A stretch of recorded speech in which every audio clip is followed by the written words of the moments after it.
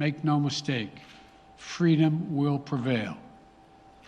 God bless the people of a free and democratic Ukraine, and may God protect our troops. Mr. President. Associated Press, Zeke. So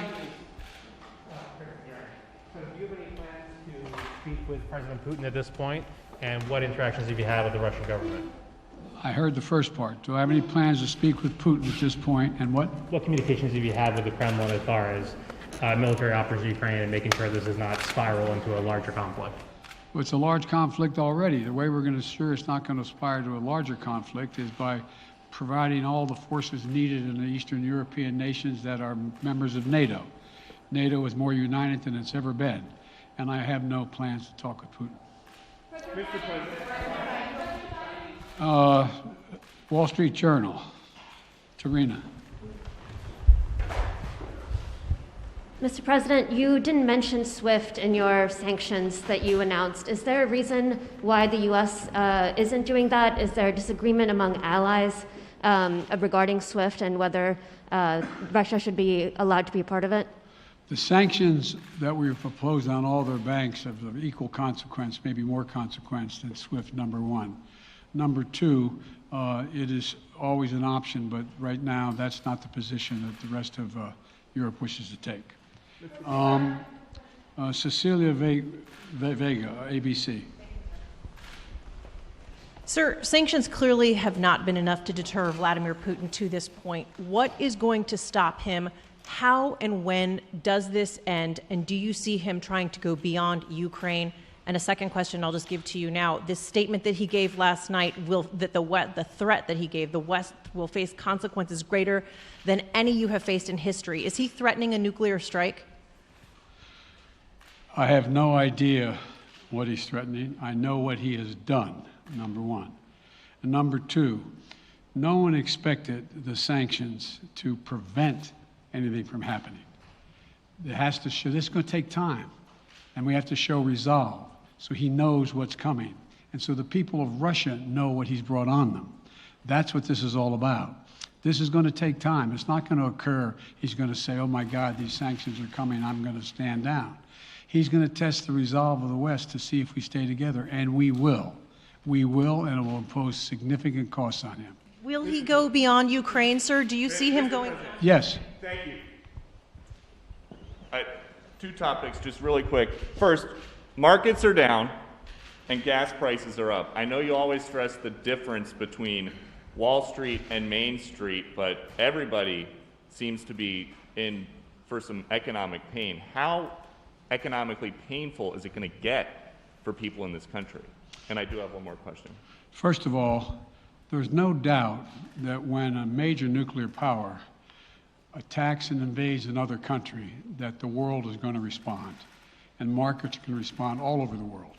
So there's no doubt about that, number one. Number two, the notion that this is going to last for a long time is highly unlikely as long as we continue to stay resolved in imposing the sanctions we're going to impose on Russia, period. What's the next question? I'm sorry.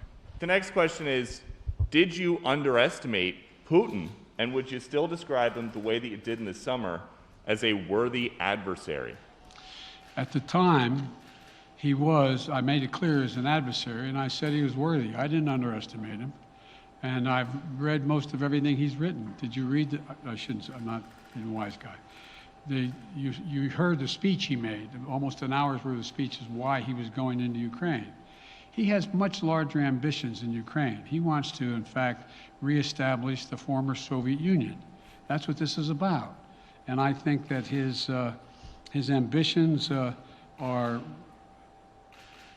completely contrary to the place where the rest of the world has arrived. And with his ambitions, you're confident that these devastating sanctions are going to be as devastating as Russian missiles and bullets and tanks?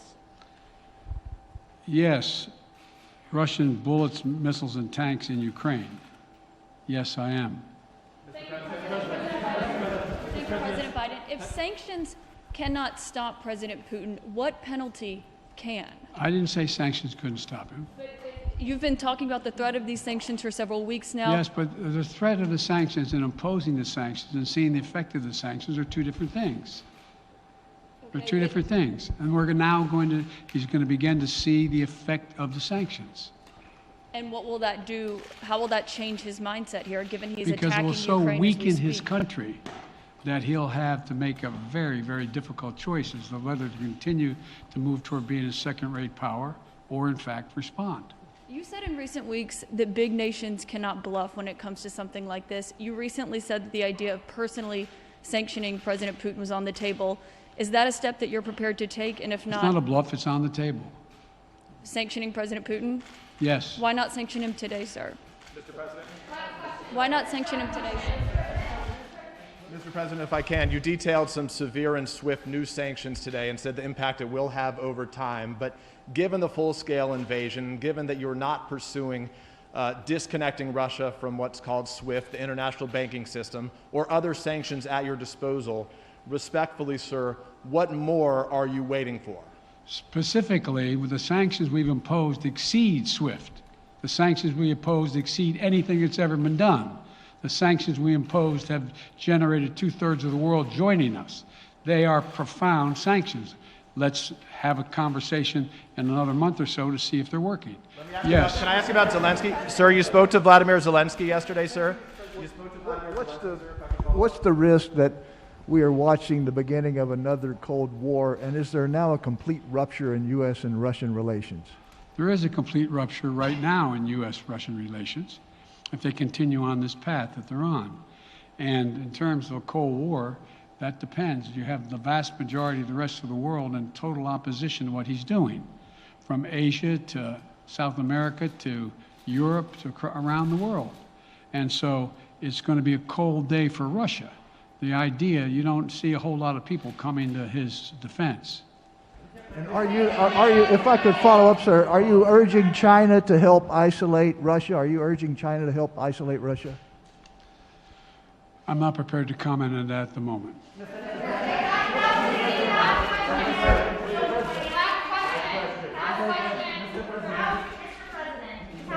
No. Yeah. No. He's had his hand up a long time. Thank you, Mr. President. How concerned are you that Putin wants to go beyond Ukraine into other countries and the U.S. will have to get involved if he moves into NATO countries? Well, if he did move into NATO countries, he will be involved. We will be involved. The only thing that I'm convinced of is if we don't stop now, he'll be emboldened.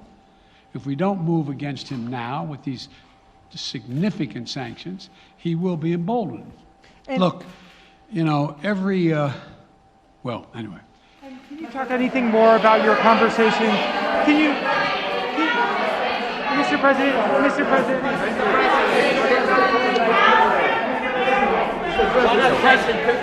Why not sanction Putin directly today? I'm sorry, I can't hear you. Sir, India, which is a major defense partner of the United States, is India fully with you on the issue of Ukraine and Russia? Does the Defense Department of the United States... Sir, India is one of your major defense partners. Is India fully in sync with the United States on Russia?